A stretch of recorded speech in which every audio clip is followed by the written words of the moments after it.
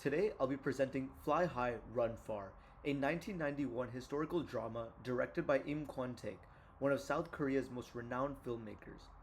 Before I begin, I apologize in advance for mispronouncing any of the names. Let's get started. So, Fly High, Run Far is not only a sweeping visual achievement, but also a profound exploration of a pivotal era in Korean history, focusing on the Donghak movement and its spiritual leader, Cho Se-hoon. Some key facts. Some key information. The director is a legendary figure in Korean cinema with over 100 films to his name. The movie was released in 1991 and runs for 2 hours and 26 minutes. It was also awarded Best Film at the Grandel Bell Awards, with 4 wins and 1 nomination overall. Now let's go over some of the main cast. Lee Do-kwa plays Howol, the spiritual leader. Lee Hui-young portrays Howol's wife, and Kim Yong-gon portrays Jeong Bong-jon, Donghak Revolution leader. So, Fly High Run Far narrates the remarkable life of Cho Se-hoon, also known as Hywol, who rose to become the second leader of the Donghak religious movement in the late 19th century Korea. The film opens in 1864 after the execution of Donghak's founder, Choi Jae-ho, by the authorities for deluding the world and deceiving the people, in quotes. This pivotal movement sets the entire narrative in motion as Cho Se-hoon steps into leadership, striving to uphold and spread Donghak's radical humanist teachings amongst the oppressed workers. During the turbulent final years of the Joseon dynasty, the story follows Haewol's journey as he is relentlessly pursued by the royal court, separated from his family, and forced into hiding in the Tibet mountains. Throughout these hardships, Haewol's character is defined by selflessness and commitment to non-violence. For example, there is a memorable scene where Haewol plants a tree, telling a follower, in quotes, "Someday someone might get its fruits," reflecting his deep care for others without expecting personal gain. The narrative spans 4 decades, culminating in the Donghak Peasant Revolution of 1894, a major uprising that drew both Chinese and Japanese intervention and ultimately shaped the course of Korean history. Throughout the film, Haewol's leadership is marked by his dedication to peace, even as violent uprisings erupt all around him. His efforts to compile his mentor's teachings into scripture and promote non-violence inspires many, and his unwavering sense of responsibility stands out, even as he is ultimately captured and executed. The film powerfully illustrates the sacrifices and ideals that define both Haewol and the Donghak movement. So I talked a lot about Donghak, but what is it? Donghak, meaning Eastern Learning, was a revolutionary religious and social movement born in Korea during the late Joseon period. Donghak implemented progressive ideals, emphasizing the spiritual power within each individual and rejecting rigid social hierarchies. It preached that, in quotes, God is everyone and everything, blending indigenous Korean spirituality with elements of Confucianism, Buddhism, and Taoism. Donghak offered hope and dignity to peasants suffering under corrupt officials and foreign influence, positioning itself as a homegrown alternative to Western ideas.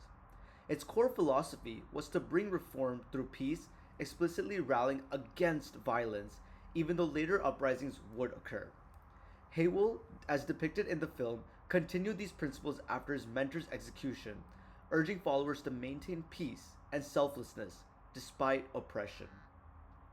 A striking example from the film shows Haewol advertising his followers during a disease outbreak to not rely on superstitious rituals but to focus on practical hygiene and compassion, reflecting Donghak's rational approach. The movement's ideals of equality and its challenge to establish power made it both a spiritual and political force, eventually leading to the massive Donghak Peasant Revolution.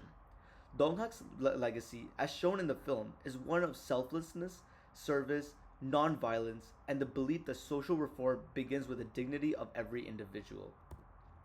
Something incredibly amazing about the film was the cinematic artistry. Critics have praised Fly High, Run Far for its breathtaking cinematography and masterful use of color. Jonathan Rosenbaum, an American film critic, called it the most intoxicating use of color than any Asian film I've seen since Mizoguchi's New Tales of the Terra Clan. The film features stunning landscapes that change within the seasons. The film has been compared to the works of Japanese master Kenji Mizoguchi. Despite its artistic brilliance and large budget, Fly High Run Far was a commercial disappointment in South Korea. However, it won major critical acclaim, including Best Film at Grand Ole Bell Awards, like I mentioned before. The film is a landmark in Im Kwon Taek's career, showcasing his ability to blend historical narrative with culture and spiritual themes. Some of my favorite, I want to take a moment and go over some of my favorite scenes. Let's take a look at three of them. The first one was the execution of Choi Jae-woo. This scene marks the beginning of the struggle. The execution in 1864 is not just a personal tragedy. It signals the state's violent resistance to new ideas and sets the stage for Donghak to become a persecuted yet resilient movement. It established the high stakes for all followers and passed the torch of leadership to Choi Se-huing, shaping the movement's future. The second one was Haewol's exile in the Tebek Mountains. Here, Haewol's forced separation from his family and retreat into the mountains symbolizes his personal sacrifices demanded of spiritual leaders. His grief, shown when he burns his wife's memorial tablet, marks a profound transformation. This exile also mirrors the broader oppression faced by Donghak followers, highlighting the resilience and the harsh realities of resistance. The third was the Donghak Peasant Revolution. This is the film's emotional and narrative climax. The revolution represents the culmination of decades of oppression and organizing as the oppressed rise up against the established order. It's a major historical turning point, leading to foreign intervention and the First Sino-Japanese War. Most importantly, this scene embodies the film's core themes of justice and the unifying power of faith. Each of these scenes is a turning point, not just for the characters, but for the movement itself, powerfully expressing the film's central themes of sacrifice, transformation, and collective struggle. One review I really trust is from a website called Letterboxd. Let's see what people on Letterboxd have to think about this movie.